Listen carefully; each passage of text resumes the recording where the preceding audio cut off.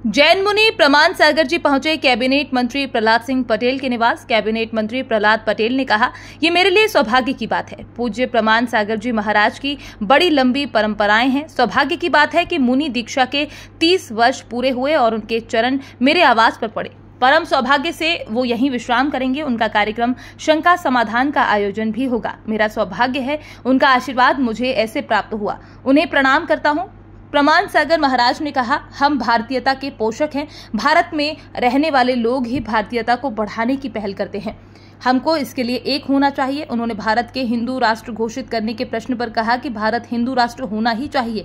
हिंदू कोई जाति वर्ग विशेष नहीं है। हिंदू वो है जो हिंसा से दूर है। भारत हमेशा हिंदुओं का है। ये हिंसा से मुक्त हो और हिंदू राष्ट्र घोषित हो। मेरे लिए बहुत सौभाग्य की बात है। सामान्यतः जैन आचार्य, जैन मुनि सहजता में परिवारों से दूर रहते हैं और मेरा सौभाग्य है कि आज रात्रि का विश्राम पूज्य मुनिवर प्रमाण सागर जी सत्संग यहाँ पर रात्रि विश्राम करेंगे। वो नियमित संघ का समाधान भी करते हैं, जो लगभग 140 देशों में देखा भी जाता है। तो वो संघ का समाधान भी यहाँ से होगा। जब मुझे अचानक कल सूचना मिली थी तब मैंने आनंद फानंद में कल शाम को आया था, लेकिन अभी उनका पदार्पण हुआ है। हमने उनका पद प्रक्षालन किया है और बाकी तो कुछ लेते नहीं है। जो 16 का उनका आहार होगा वो कल मैंने उनसे विनती की है कि वो आहार भी यहाँ लें और यहाँ रुकें। और एक और अच्छी सूचना है, जो सूचना कि परसों उनके मुनि दीक्षा के 30 वर्ष पूरे होंगे और वो भी उसी समय रविंद्र भवन में कार्यक्रम होगा। मैं उस कार्यक्रम में भी शामिल रहूंगा। तो ये मेरे लिए सौभाग्य की बात है कि उनकी मुनि दीक्षा के 30 साल पूरे हो रहे हैं और उनके चरण मेरे निवास पर पड़े हैं और वो रात्रि विश्राम करेंगे।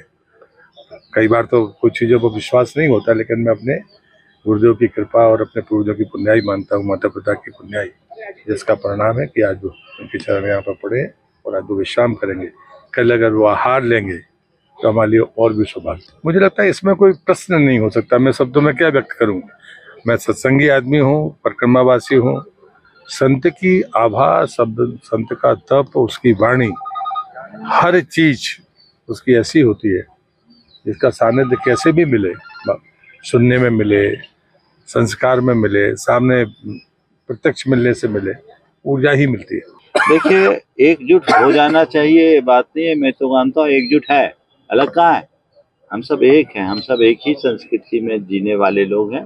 भारतीय संस्कृति है, हमारी दार्शनिक मान्यताएं अलग हो सकती है, उपासना पद्धतियां भिन्न हो सकती है, पर हम सबके डीएनए में एक ही बात है, वो भारतीयता।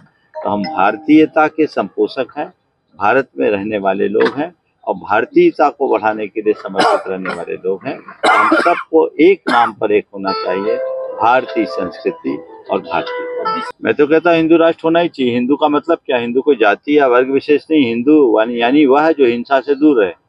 हम तो चाहते हैं भारत का राष्ट्र ऐसा हो जो पूरी तरह हिंसा से मुक्त हो, हिंदू राष्ट्र।